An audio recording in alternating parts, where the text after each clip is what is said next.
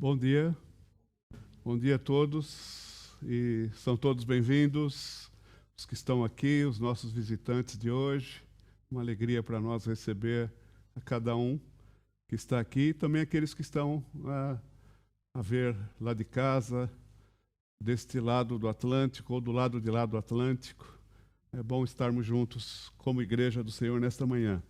Eu gostaria que nós abríssemos as nossas Bíblias lá naquele capítulo 24 do Evangelho escrito por Lucas, que eu indiquei que fosse lido dentro do possível previamente, mas vamos ler a partir do versículo 13. Então, capítulo 24 de Lucas, a partir do versículo 13.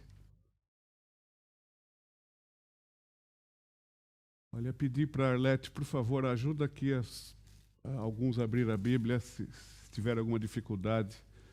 É normal não encontrarmos os livros por vezes.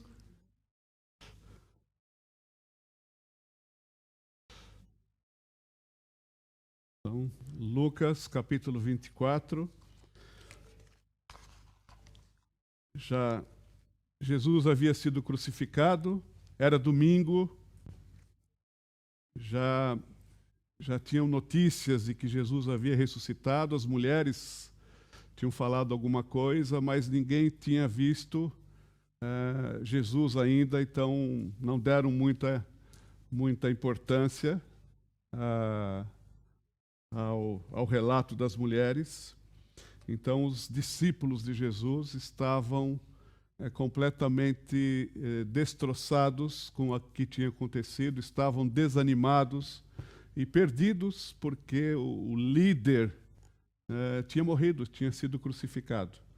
Então, vamos lá, a partir do versículo 13 diz que naquele mesmo dia, então neste domingo, 2 deles estavam indo para um povoado chamado Emaús, a 11 quilômetros de Jerusalém. No caminho, conversavam a respeito de tudo o que havia acontecido. Enquanto conversavam e discutiam, o próprio Jesus se aproximou e começou a caminhar com eles. Mas os olhos deles foram impedidos de reconhecê-lo. Ele lhes perguntou: sobre o que vocês estão discutindo enquanto caminham? Eles pararam com os rostos entristecidos.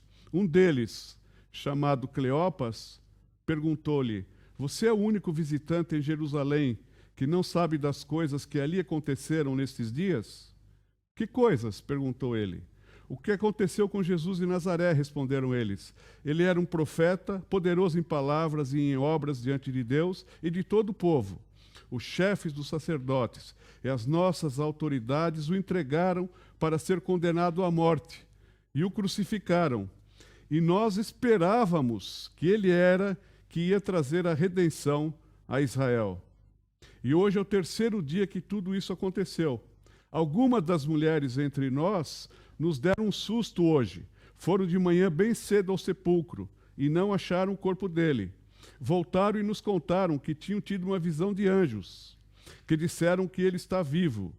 Alguns dos nossos companheiros foram ao sepulcro e encontraram tudo exatamente como as mulheres tinham dito, mas não o viram.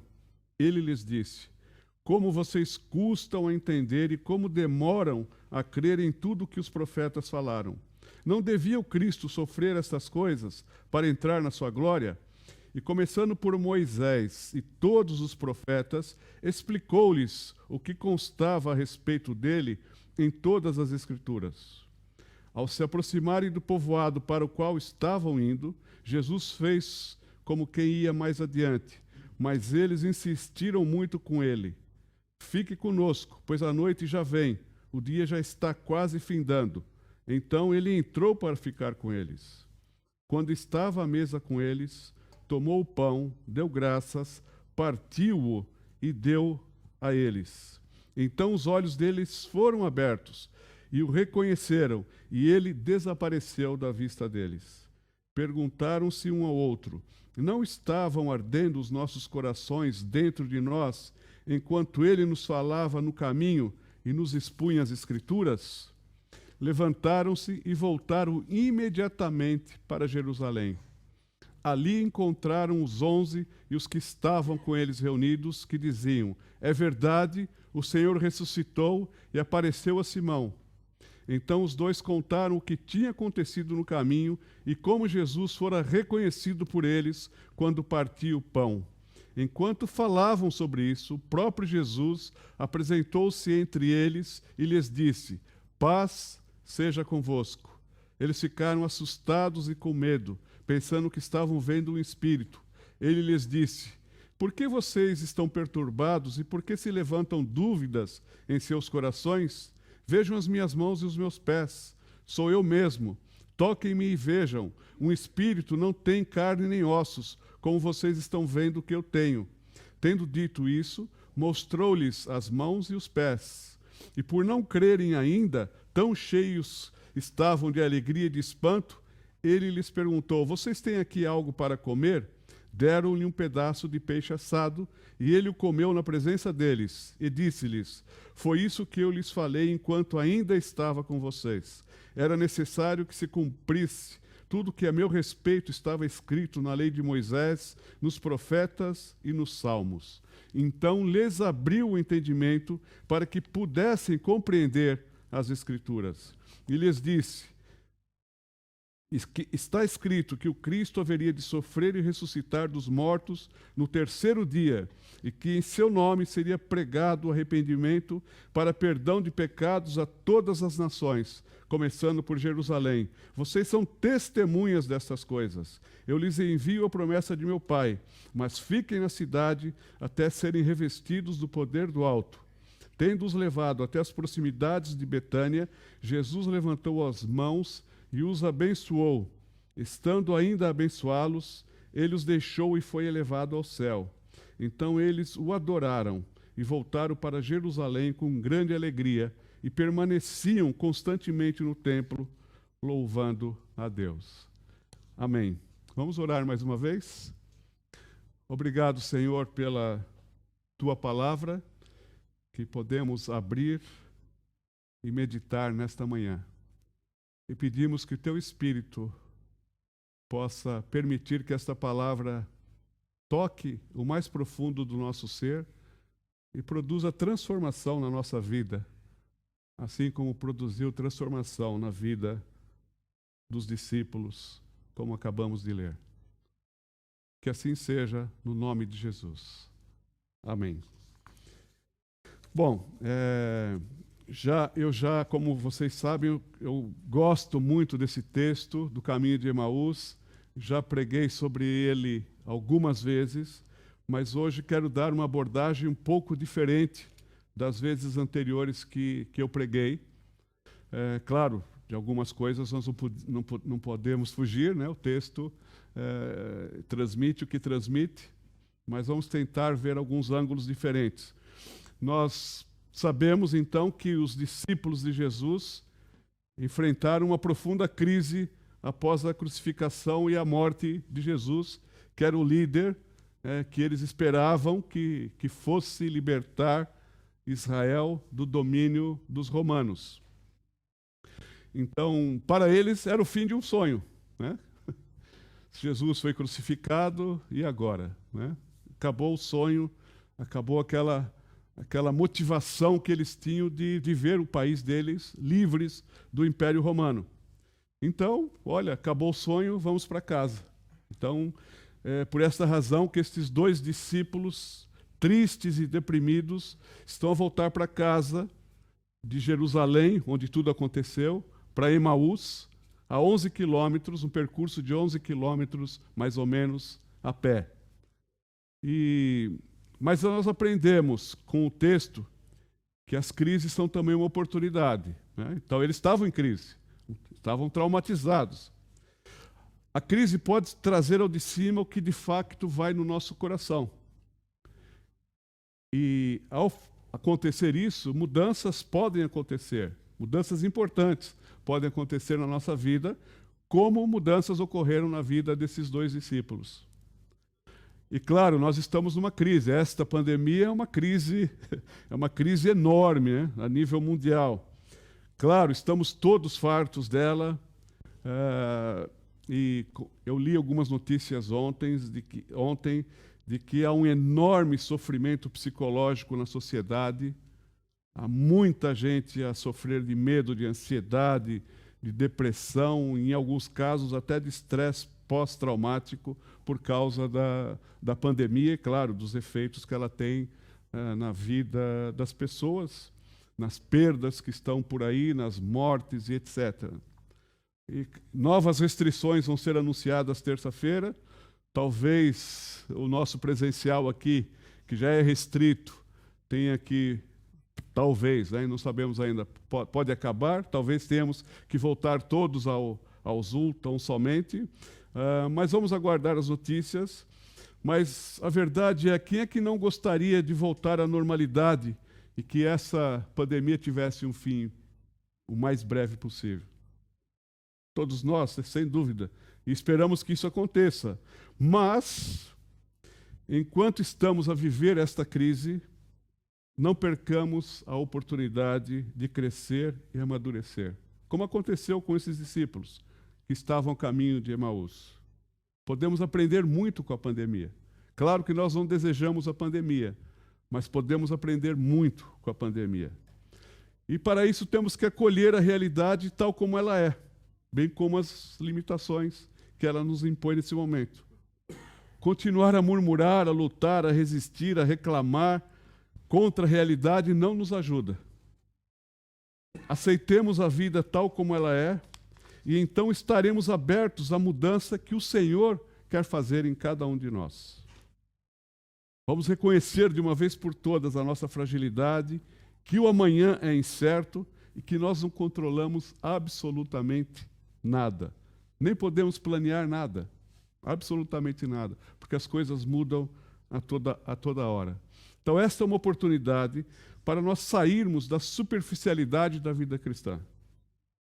E podemos orar assim a Deus: Senhor, vem, caminha conosco e ensina-nos as suas boas lições, assim como aconteceu com os 2 discípulos de Emaús. E eis algumas lições ou dicas que podemos extrair do texto lido.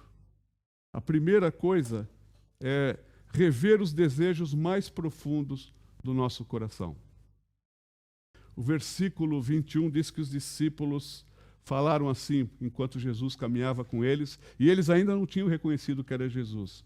Nós esperávamos que era ele, Jesus, que iria trazer a redenção a Israel. Então eles mostraram o profundo desejo do coração deles. E sem dúvida que a espiritualidade cristã tem interesse naquilo que fazemos com os nossos desejos, pois os nossos desejos dirigem a nossa vida. A primeira coisa é entrarmos em contato com esses desejos do nosso coração, identificá-los e submetê-los ao Senhor, como os discípulos fizeram, na expectativa do que Ele vai dizer. Durante as crises, pode ser mais fácil fazê-lo, pois o que comanda a nossa vida, a partir do fundo do nosso coração, vai se manifestar mais intensamente. Como nosso coração é enganoso e uma máquina de fabricar ídolos, como já ouvimos isso várias vezes aqui, então esses ídolos têm mais chance de serem desmascarados durante a crise.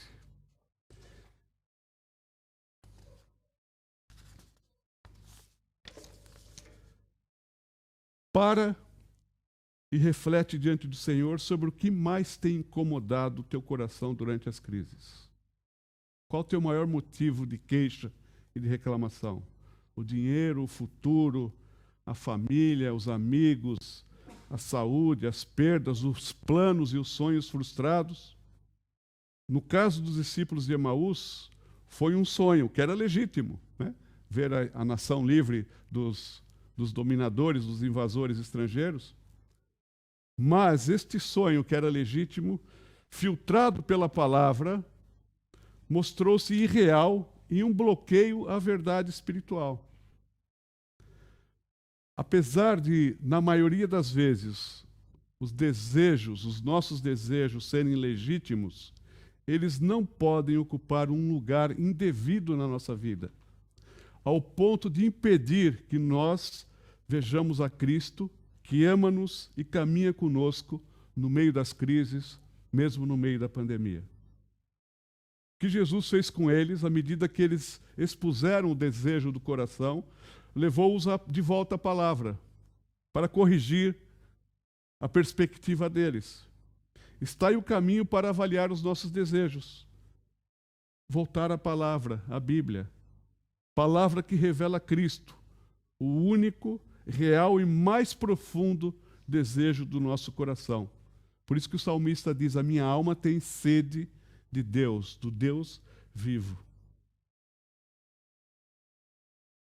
Mas esse profundo desejo do nosso coração, muitas vezes, pode estar ofuscado pelas ilusões que nós acolhemos e também pela nossa visão distorcida da realidade, que era o caso exatamente dos discípulos que estavam a caminhar de volta para Emaús, com uma visão completamente distorcida da realidade. Estavam focados no seu desejo e perderam a oportunidade de ver algo maior. Então Jesus caminha com eles, leva-os de volta à palavra para corrigir a perspectiva deles. E leva de volta a palavra que revela o próprio Cristo, o maior anseio do coração do ser humano.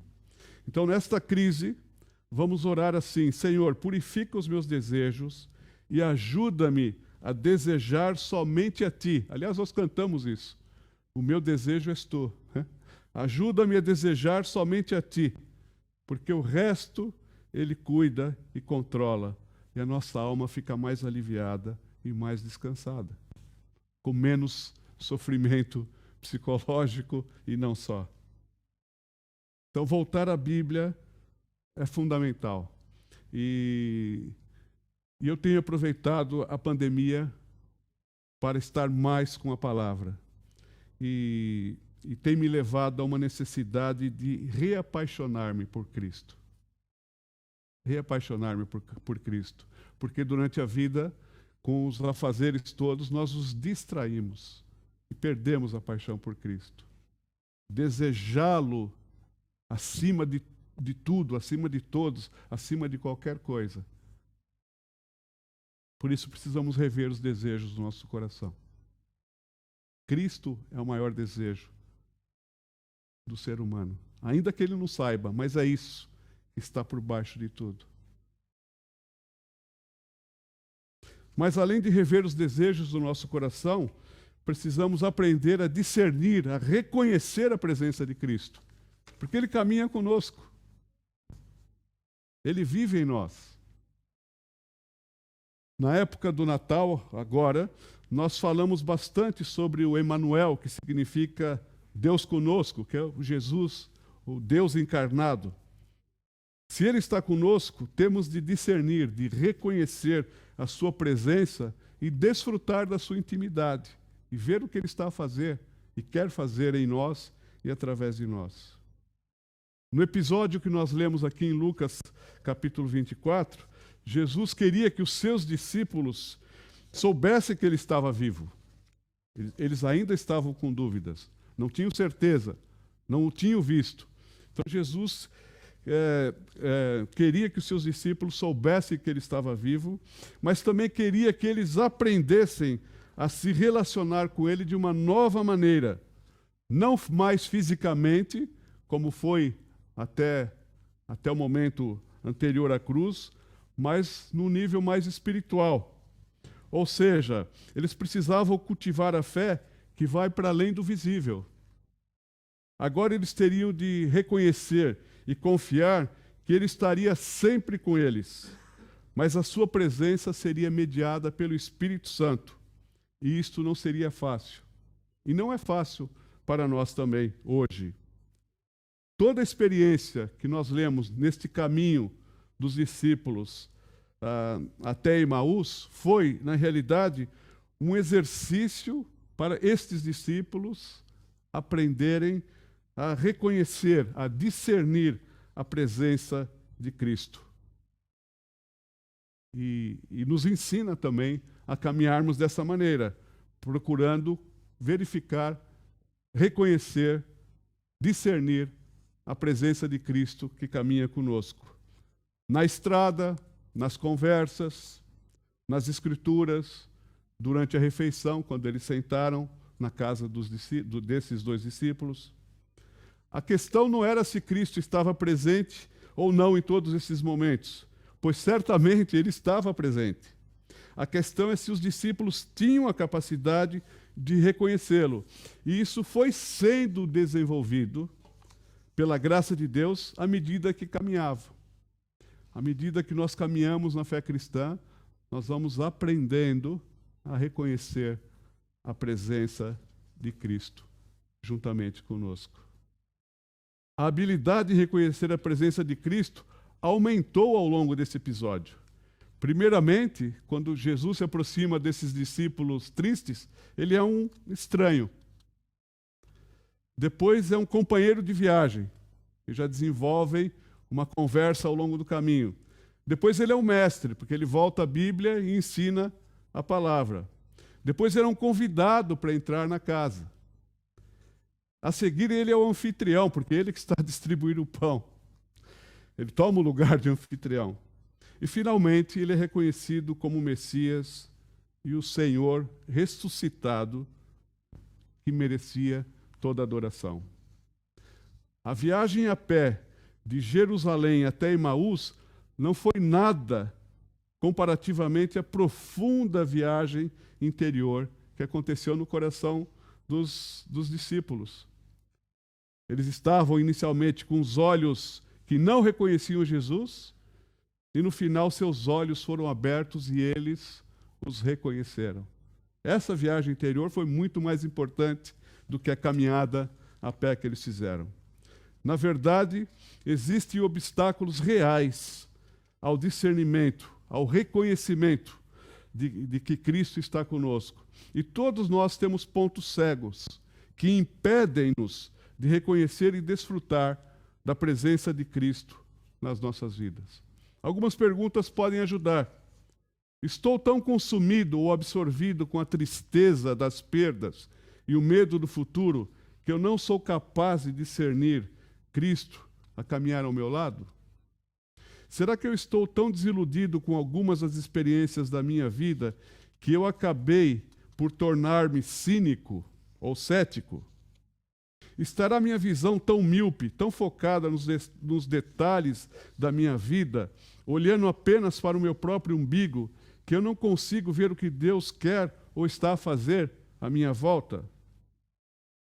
De alguma forma serei como os discípulos, que eram lentos de coração para entender as coisas espirituais e crer?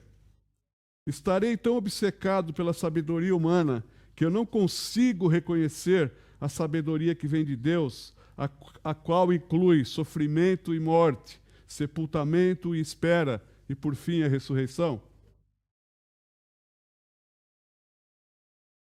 O que temos pensado nisso, em discernir, em reconhecer a presença de Cristo no cotidiano da nossa vida? Eu tenho procurado fazer isso. Nas coisas simples, no cotidiano do dia a dia, procurar a presença de Cristo, ver a presença de Cristo, desfrutar da presença de Cristo. Nas coisas simples Ele está presente. No nosso dia a dia, em tudo o que fazemos. No trabalho, quando descansamos, quando sentamos à mesa com a família. Mas às vezes estamos tão distraídos com tanta coisa, e principalmente conosco próprios, que não percebemos, não reconhecemos, não desfrutamos, não aprendemos, não crescemos, não ouvimos a sua voz. Bom, mas além de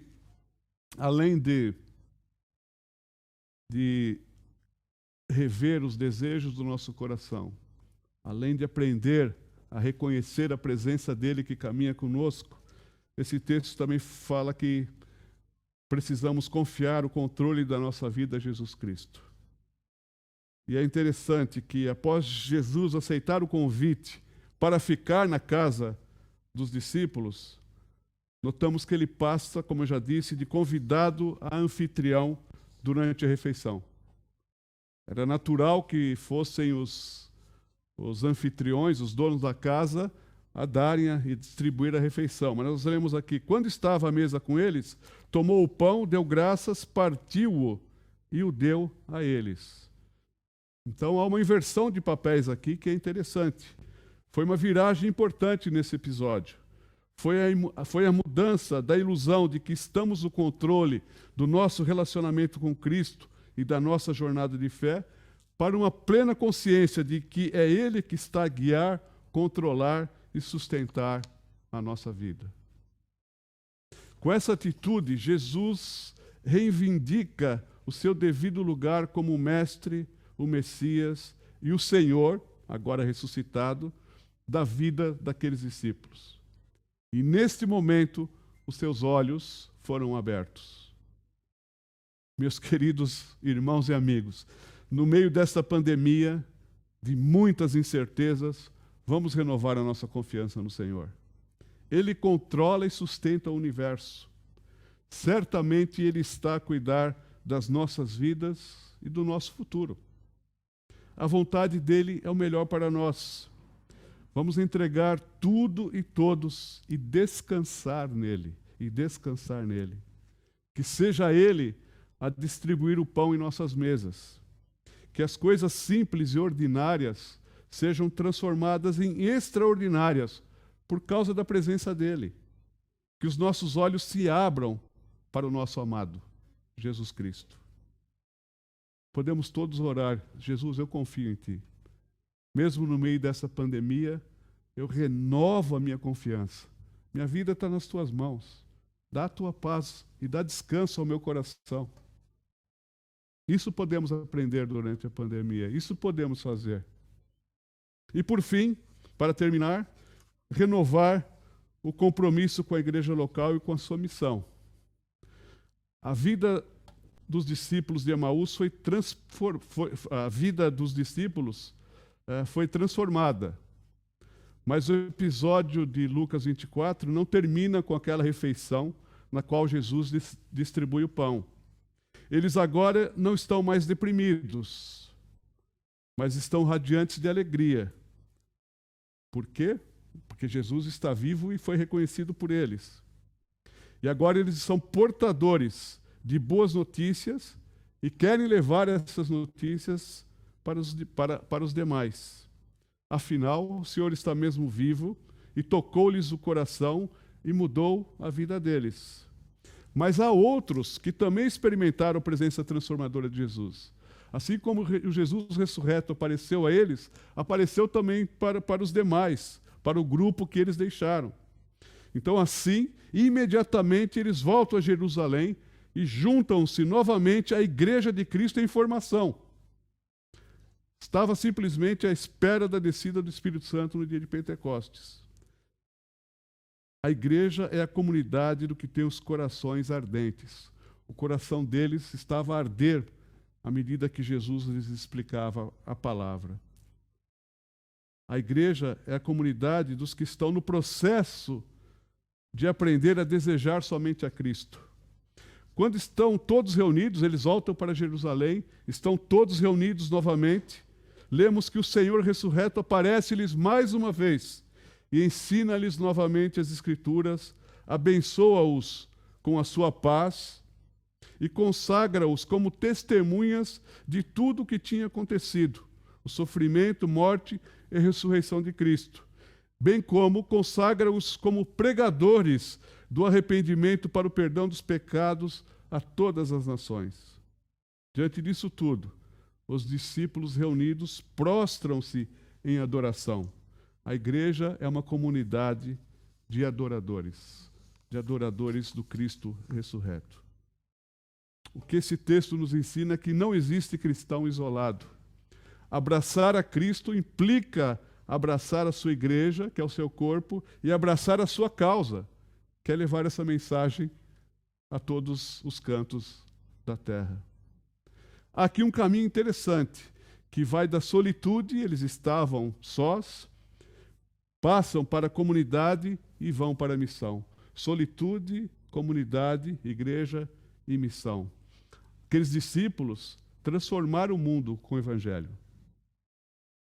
E nesta época de pandemia, vamos aproveitar, sim, para manter uma comunhão extraordinária com o nosso Salvador, na solitude do nosso quarto, também com as nossas famílias e com outros, na medida do permitido e seguro, claro, mas mesmo estando distantes fisicamente por algum tempo, não deixemos de participar por todos os meios e formas possíveis da vida e da comunhão da igreja. É fantástico ver o movimento de oração da nossa igreja uns pelos outros, especialmente pelos que estão com problemas de saúde. E nós acompanhamos no grupo do WhatsApp da igreja esse movimento de oração, a partilha, e como isso tem sido interessante e edificante. Temos visto Deus agir na vida das pessoas. Como é interessante, como é bonito ver a mobilização da igreja quando há necessidade de ajudar alguma pessoa que precisa. E ser igreja é isso, continuamos a ser igreja. E certamente, assim como aqueles discípulos, nós também temos algo para contar uns aos outros sobre o que Ele tem feito em nós e através de nós. Então, continuamos a ser igreja. Não vamos deixar isso escapar pelos nossos dedos, pelo meio dos nossos dedos durante a pandemia. E vamos também aproveitar para partilhar o amor de Cristo com o próximo. A missão da igreja não está suspensa com a pandemia. Pelo contrário, ela continua. Há tanta necessidade, há tanta dor e sofrimento lá fora, e nós podemos, primeiramente, orar.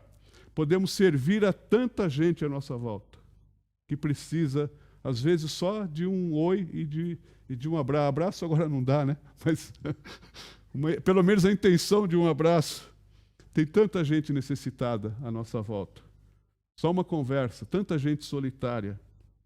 Podemos também partilhar a fé de forma ousada e criativa. Toda semana nós temos sugestões que são colocadas aí nas nossas redes sociais, que podemos usar para esse fim. As pessoas precisam de Jesus desesperadamente. E nós conhecemos as boas notícias. Vamos anunciá-las no poder e na dependência do Espírito Santo, que é o Espírito de missões, que habita em nossos corações. Vamos ficar por aqui. Claro que esse texto é um texto fabuloso, poderíamos ir muito mais além disso, mas vamos ficar por aqui, vamos nos envolver dentro do possível, nas condições que temos, com a vida da igreja e com a missão da igreja. É impossível abraçar a Jesus sem abraçar juntamente com Ele a sua igreja e a sua causa. Então, para recapitular e orarmos, vamos rever os desejos mais profundos do nosso coração e desejar somente a Cristo. Vamos aprender a reconhecer a presença de Cristo, que caminha conosco no dia a dia, e desfrutar dessa presença e permitir que Ele continue a trabalhar em nós e através de nós nas mais diferentes situações. Vamos renovar a nossa confiança e entregar mais uma vez o controle da nossa vida a Jesus Cristo. É Ele que cuida de nós, o nosso futuro está nas mãos dEle. E vamos renovar o compromisso com a igreja local e com a sua missão de anunciar o Evangelho a todas as nações. Amém? Vamos orar? Vamos baixar os nossos olhos e só pensar um pouquinho nisso, refletir um pouco e refletir da seguinte maneira: o que Deus falou comigo hoje, através da sua palavra.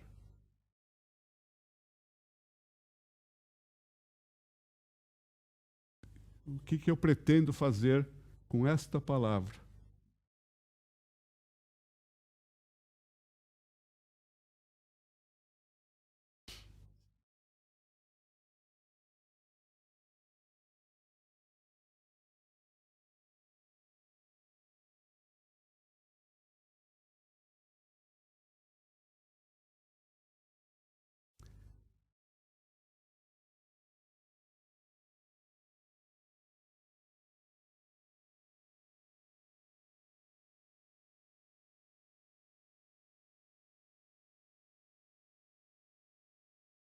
Obrigado, Senhor, pela tua palavra